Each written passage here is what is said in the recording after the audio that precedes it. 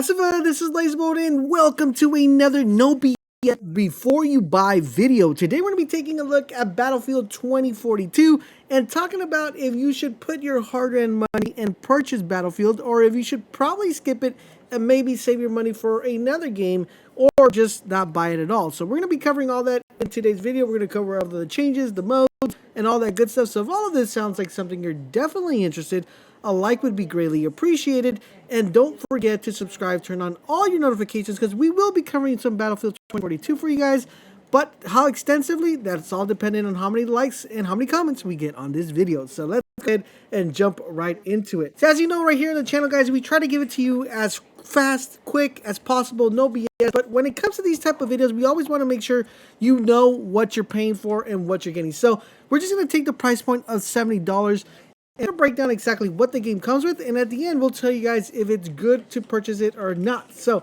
let's start off with the first thing and the most controversial thing currently right now in the game, and that is the specialist. If you played Battlefield games prior to this one, you will know that we had classes prior to specialists. This time around, we're getting introduced to 10 different specialists that are going to be into the game. Now, the good thing and advantage of this is that you no longer are tied to a specific weapon with the specialist. Every specialist is able to use any gun, and each specialist has its own ability and own attributes that make him unique. Some are more heal focused, some are more tank focused, some are more playing aggressive focused, some move faster, some have wingsuits, some have different ways of traversing the map, like with a grapple hook. So there is a ton of diversity when it comes to the specialists. But a lot of you guys who come from playing previous Battlefield games are more in tune to the classes, and that is what everybody's accustomed. So a lot of people don't like the specialist class, some people do. I would say just wait, let's try it out, see how it plays out, and then we could make our judgment on that. Speaking of that, how many of you got a chance to play the beta? And please let me know. I played the beta in the comment section below if you liked it or if you disliked it. Now, let's talk about the maps. There are a total of 7 brand new maps introduced to the game. And by far, one of the coolest things about these 7 new introduced maps is that these new maps are the biggest in all Battlefield history. So they are big. If you've seen big maps, if you thought we had big maps in Battlefield prior to this, these are even bigger, which is actually pretty good because there is a lot of, gunfight, a lot of vehicle fight, a lot of airplane fight. So the bigger the map, the more destruction, the more stuff you're able to do. Now, in addition to these 7 new maps, we get 7 remastered maps, which we'll talk about a little bit how those are going to work and where those can play later on in the video.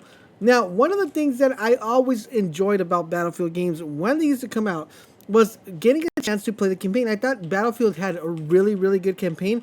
It was the most cinematic and very enjoyable campaigns that I played when it comes to first-person shooters or third-person shooters is the Battlefield campaign. They were really good.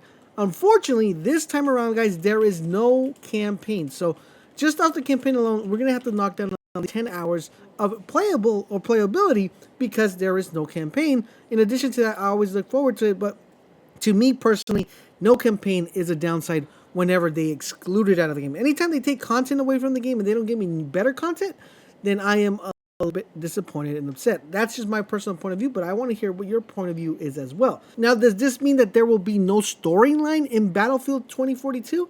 The answer to that is there will, but the way they're going to be telling the story is not going to be towards the campaign or from the campaign itself. You're going to be able to read about the campaign either through the website, also with the trailers and the new seasons that are going to be coming out.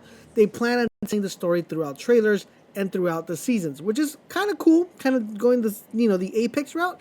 But I still think a campaign would have been solid, even if it was a short campaign, kind of like the Call of Duty Vanguard one. It still would have been really dope to have a campaign and kind of tie the characters so you could get a little bit more acquainted with them. Because sometimes people just don't want to go to a website and read. Hence the Destiny days when you had to go read the lore. No one went to go read the lore, only like a few people. And that's why there was never like a story behind Destiny. But on forward.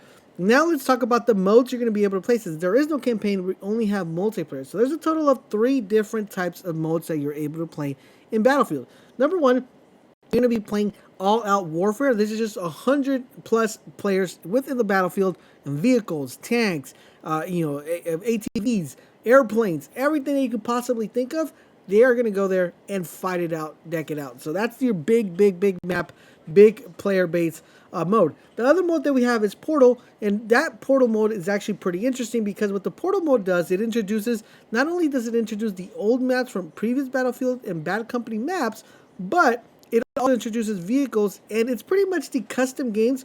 I'm pretty sure that that's the reason we didn't have a deck down battle royale, because they feel people are going to be able to recreate a battle royale type scenario with Portal. So they said, there is no reason for us to put a battle royale, because theoretically people create a Portal with a battle royale mode and play it that way. So that is what's up with Portal. Now, in addition to that, they all have the one that everybody's kind of been waiting for and hoping for, which is Hazard Zone. Now, if you ever played stuff like The Division, where you played the Dark Zone, very similar, guys. Or you played Escape from Tarkov, very similar. Not so extensive, but it's very similar. Now, I'll have a separate video going over Hazard Zone and what that entails, how to play it, and all that information later on this week. But Hazard Zone is kind of like their main bread and butter mode that they want to do. Now, unfortunately, none of these modes are free to play. All of these modes come with the disc. So you want to keep that in mind if you're thinking Hazard Zone was going to be free to play. That is not going to happen. Now, moving on to the game mechanics. What can we expect out of game mechanics? We're not going to go spend too much time here, but in the game mechanics, there's two new things that got introduced from previous Battlefields, and I thought they're worth the mention. Number one is the plus system. The plus system allows you to swap weapons and attachments on the fly, so you no longer have to kind of, pause your menu and do that the way you used to do it before, but now you can actually swap it on the fly, which is really cool.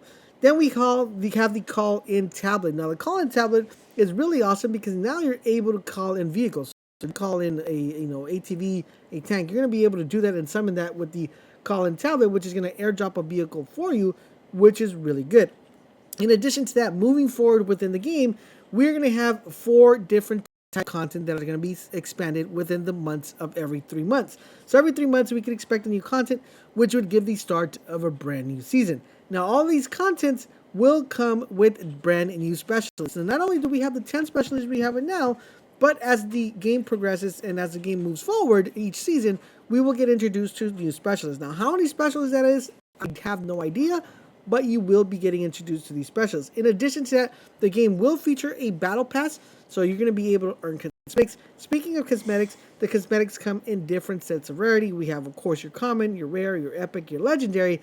So there is going to be a lot of grinding when it comes to the battle pass, so you can get these type of items.